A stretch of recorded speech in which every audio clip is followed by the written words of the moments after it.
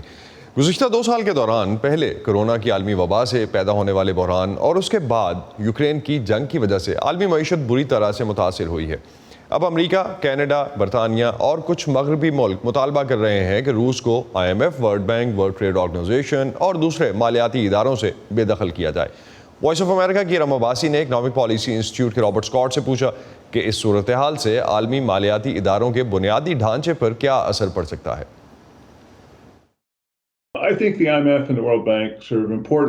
میرے خیال میں IMF اور ورلڈ بینک کا اپنے تمام 190 رکن ممالک کے اداروں کو آخری چارہ کار کے طور پر امداد اور معاشی مشورے فراہم کرنے میں اہم کردار ہے۔ میرے خیال میں روس ایک الگ مسئلہ ہے، اور چاہے روس ان اداروں کا رکن رہے یا نہیں، یہ ادارے عالمی معیشت میں اہم کردار ادا کرتے رہیں گے۔ اس لیے مجھے نہیں لگتا کہ اس سے IMF اور ورلڈ بینک یا تجارت کے عالمی ادارے کے مستقبل کو کسی بھی طرح کا کوئی بنیادی خطرہ لاحق ہوگا۔ تو اس کا عالمی معیشت پر کیا اثر پڑے گا، جس کے بارے میں پہلے ہی IMF اور ورلڈ بینک اور مغربی طاقتیں پریشان ہیں کہ اس وقت حالات اچھے نظر نہیں آ رہے؟ مجھے لگتا ہے کہ آپ کو اس میں توازن رکھنا ہوگا۔ IMF نے حال ہی میں تشویش کا اظہار کیا ہے کہ متوقع طور پر سن 2022 میں اور اگلے سال عالمی معاشی نمو سست روی کا شکار رہے گی۔ ترقی اب بھی ہوگی، مگر یہ بہت سست رفتار ہوگی۔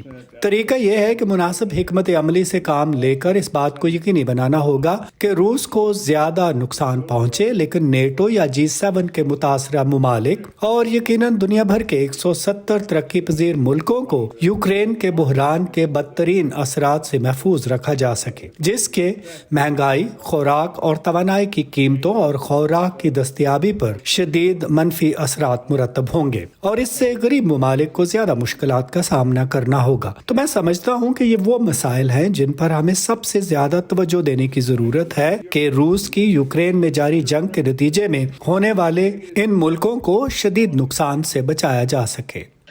Do you think that such moves can reverse؟ تو کیا آپ سمجھتے ہیں کہ ان سے کئی دہائیوں پرانے ایسے نظریات تبدیل ہو سکتے ہیں کہ ان اداروں کے نظام میں سوویت یونین کو الگ تھلگ رکھنے کی بجائے شامل رکھنے سے بہتر نتائج حاصل کیے جا سکتے ہیں؟